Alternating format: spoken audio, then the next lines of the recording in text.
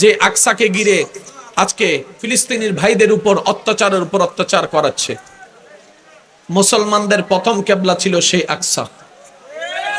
মুসলমানদের প্রথম কেবলা হচ্ছে মদিনা শরীফ। যারা গিয়েছেন তাদের দেখার সৌভাগ্য হয়েছে। মসজিদে শরীফ একটা মসজিদ আছে, মসজিদে জুল কিবলাতাইন।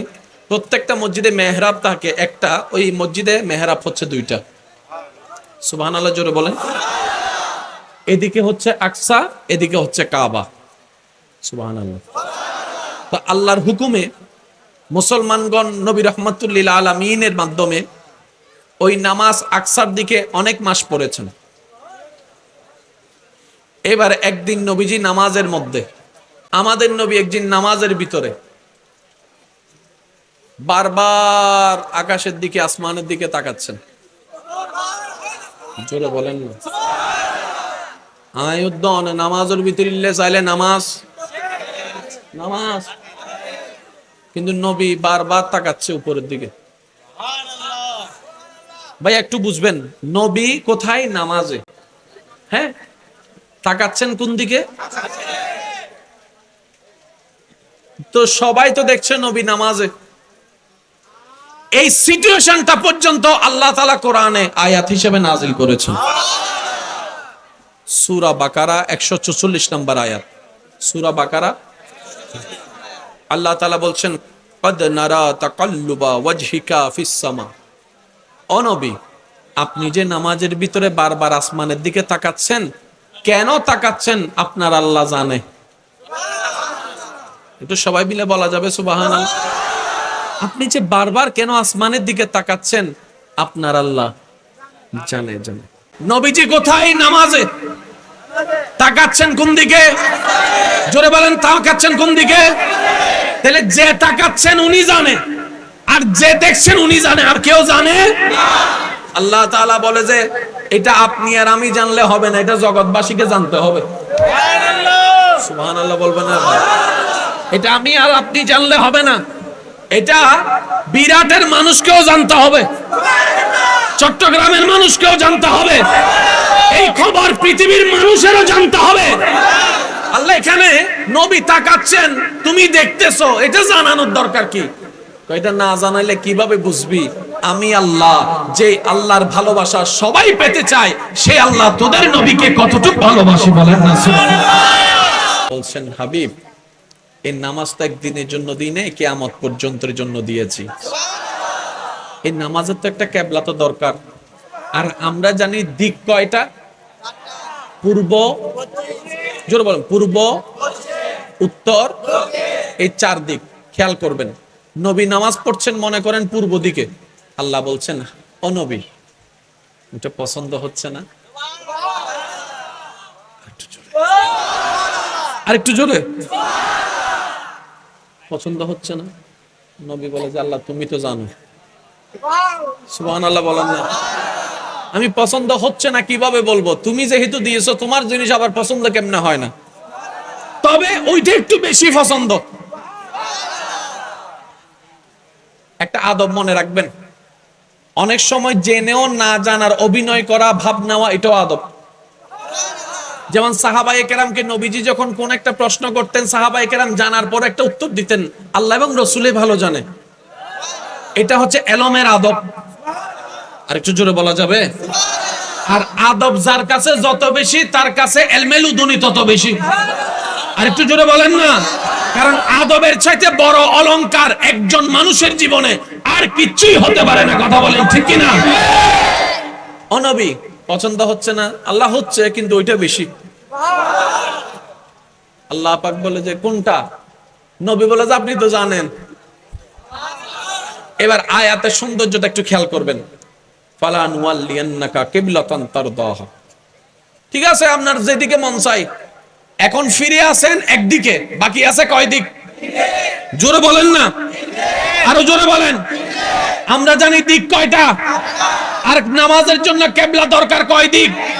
নবী ফিরে আছে কয় দিকে? খোলা আছে কয় দিকে? আয়াতের সৌন্দর্যটা খেয়াল করবেন। আল্লাহ তাআলা বলছেন, আল্লাহ নবী পূর্ব দিক যদি পছন্দ না হয়, বাকি আরো তিনটা দিক খোলা আছে। ইমানদার ভাইরা মনোযোগ, বাকি আরো তিনটা দিক খোলা আছে।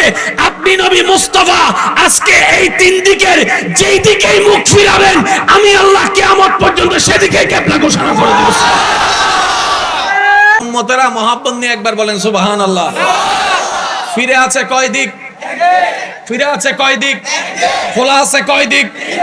আল্লাহ বলছেন যেদিকে ফিরবেন, যদি দক্ষিণ দিকে ফিরেন কিয়ামত পর্যন্ত দক্ষিণ দিকে কিবলা, যদি উত্তর দিকে ফিরেন উত্তর দিকে কিবলা, আপনি যেদিকে ফিরবেন কিবলাতান তারদাহ, আপনি যেদিকে ফিরবেন।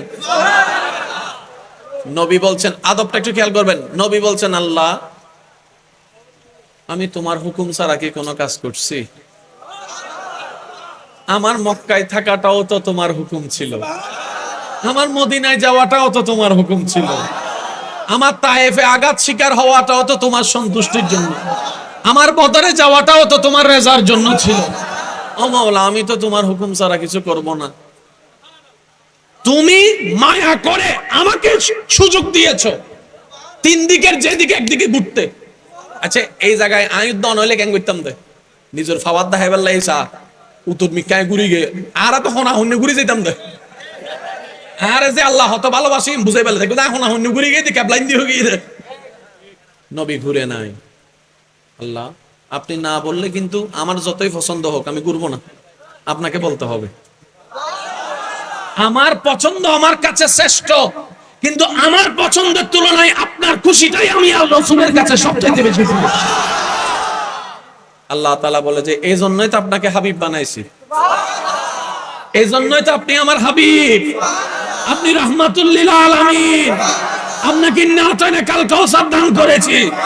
এত কিছু দেওয়ার পর এত ভালোবাসার পরও আপনি আমাকে যে আদবটা দেখাচ্ছেন, আল্লাহ আমার পছন্দ কোনটা তুমি জানো, তুমি দয়া করে তিন দিকের যে কোনো একদিকে ফিরার পাওয়ার অপরটনে আমাকে দিয়েছো, আমি নিব না, তোমাকে বলতে হবে।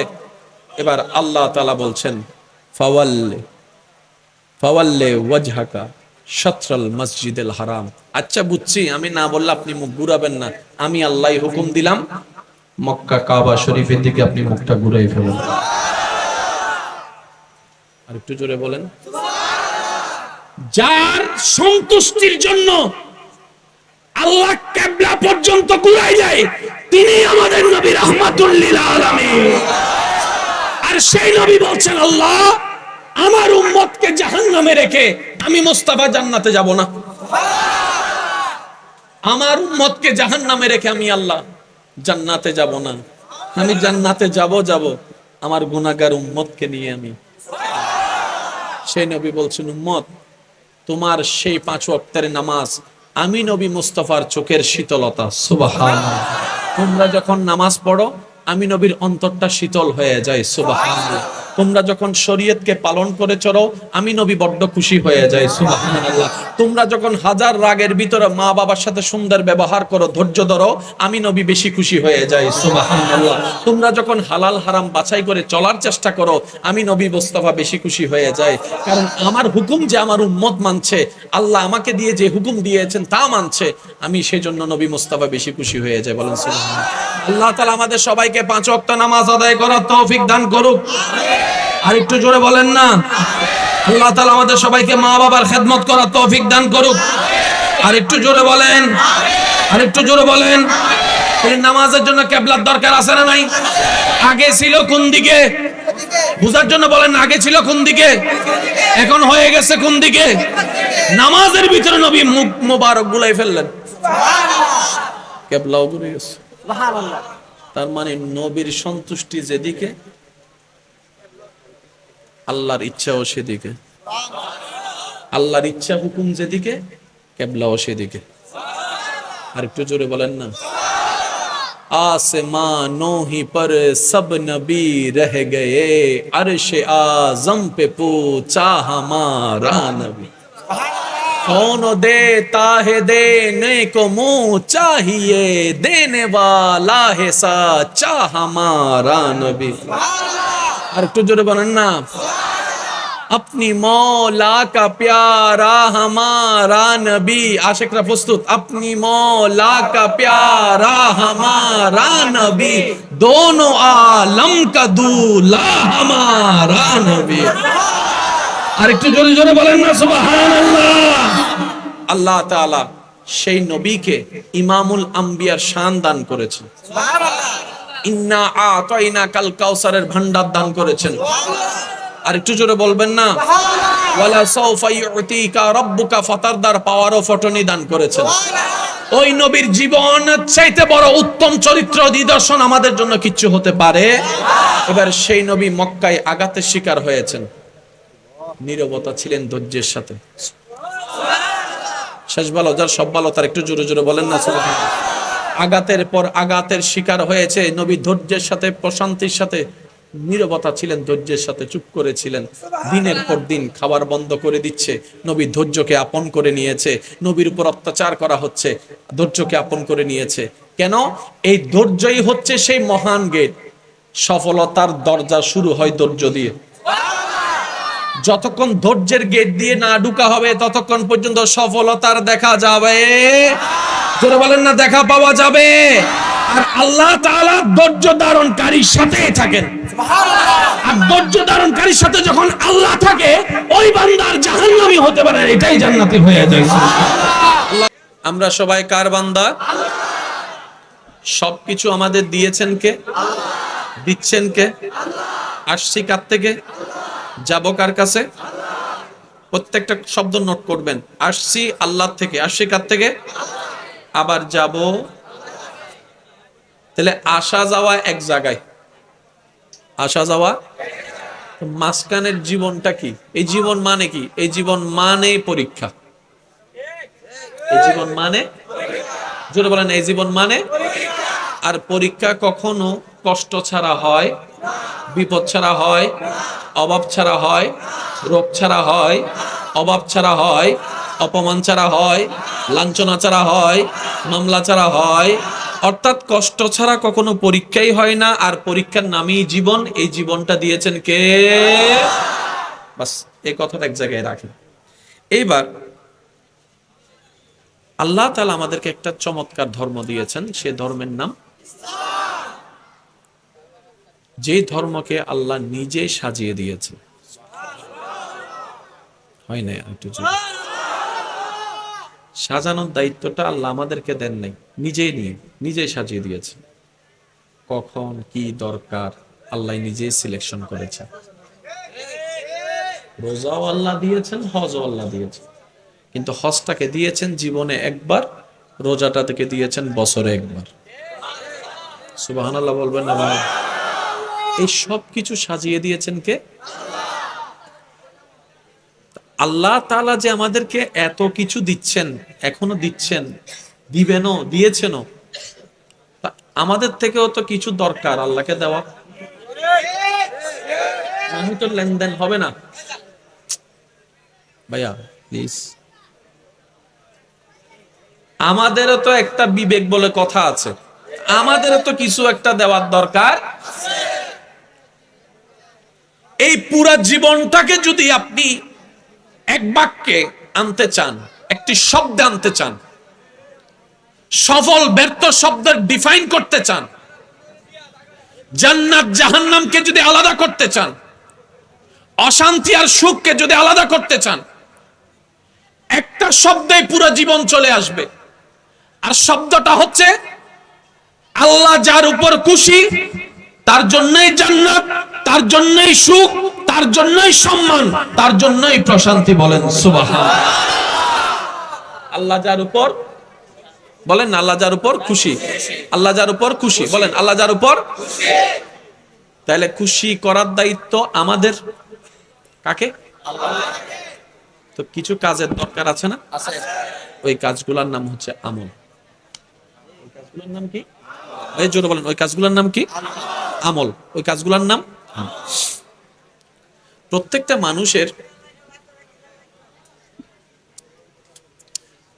মানুষের একটা শেষ আছে। দেহের একটা শেষ, মাটির একটা শেষ, কিন্তু রুহের শেষটা, যে জীবন চলাটা আপনি আমি জীবন যেটা পেয়েছি ভাইয়া, এটা শুরু হয়েছে রুহ জগৎ থেকে। অতঃপর বাবার পেট, অতঃপর মার পেট, অতঃপর দুনিয়া, অতঃপর কবর, অতঃপর হাসর, অতঃপর জান্নাত আল্লাহ চাইলে। এটার কোনো ফিনিশ? জোরে বলেন না, এটার কোনো ফিনিশ? তাই আল্লাহ তাআলা মৃত্যুর ব্যাপারে কোরআন শরীফে বলতে গিয়ে এভাবে বলেছেন, কুল্লু নাফসিন যায়িকাতুল মউত।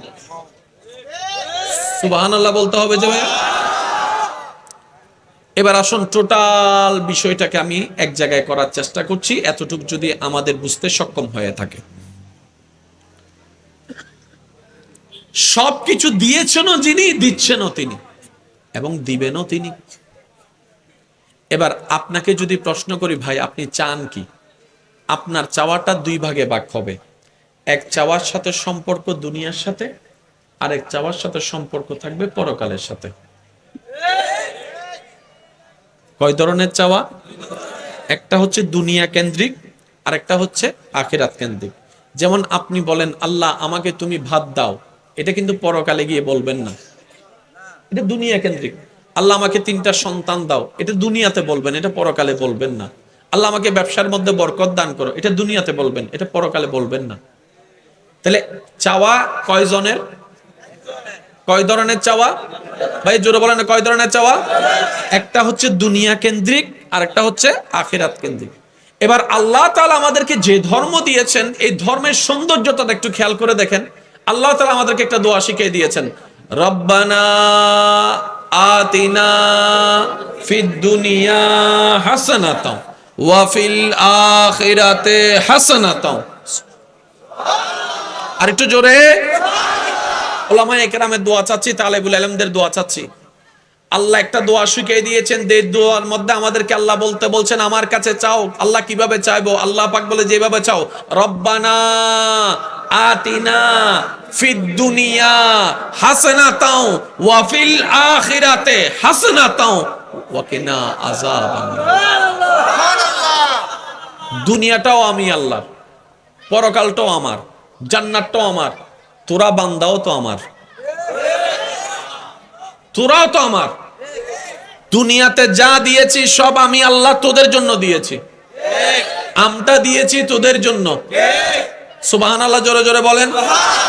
খাবারগুলা দিয়েছি তোদের জন্য, গাছপালা দিয়ে সাজিয়েছি তোদের জন্য, পাহাড়কে প্যারাক বানিয়েছি তোদের জন্য, মেঘ দিয়েছি তোদের জন্য, আবার সেই মেঘের ভিতর থেকে বৃষ্টি ফেলি তোদের জন্য। আমি আল্লাহ সবকিছু দিয়েছি তোদের জন্য, তো তোরা নিবি না কেন? অবশ্যই নিবি, তোরা আমার। সুবহানাল্লাহ। তোরা যেহেতু আমার, নে। আল্লাহ তাআলা বলে যে দুনিয়াতে এবং আখিরাতে প্রত্যেকটা জিনিসের মধ্যে মনে রাখবেন, একটা পজিটিভ সাইড আছে, একটা নেগেটিভ সাইড আছে। বিজ্ঞানের চোখে বলতে গেলে প্রত্যেকটি ক্রিয়ার একটি বিপরীত প্রতিক্রিয়া থাকে। আমরা যে মোবাইল ইউজ করি, এটার লাভ অনেক, আবার ক্ষতিও অনেক। এই মোবাইল দিয়ে কারো যান বাঁচানোর জন্য কাজ করা হয়, আবার এই মোবাইল দিয়ে কাউকে হত্যা করার জন্য প্ল্যানিং করা হয়। তাহলে প্রত্যেকটা কিছুর একটা পজিটিভও আছে, নেগেটিভও আছে, ভালো আছে, খারাপও আছে। এবার বলেন, এই ভালো খারাপ বিবেচনা করার দায়িত্ব কাদের? আমাদের। এটাকে বিবেচনা করতে হয় কি হাত দিয়ে, নাকি হাঁটু দিয়ে, নাকি বিবেক দিয়ে? সবাই মিলে বলেন না, বিবেক দিয়ে। আর আমি আমার বিবেক সম্পর্কে ধারণা রাখি, আপনি আপনার বিবেক সম্পর্কে ধারণা রাখেন। যার যার সম্পর্কে সে ভালোই জানি। আর আমরা সবাই একমত হব এই কথাই। সেই কথাটা কি? আমরা সঠিক সিদ্ধান্তে নিতে পারি 10%, বেশিরভাগ জীবনে আমরা ভুল সিদ্ধান্তটাকেই সঠিক মনে করে বসে থাকি। কথা বলেন। কত বন্ধু মনে করে কাছে টেনেছি, আবার সেই বন্ধুটাই শত্রু হয়ে পিছনে ছুরি মারার জন্য প্রস্তুত হয়ে গিয়েছে। কথা বলে।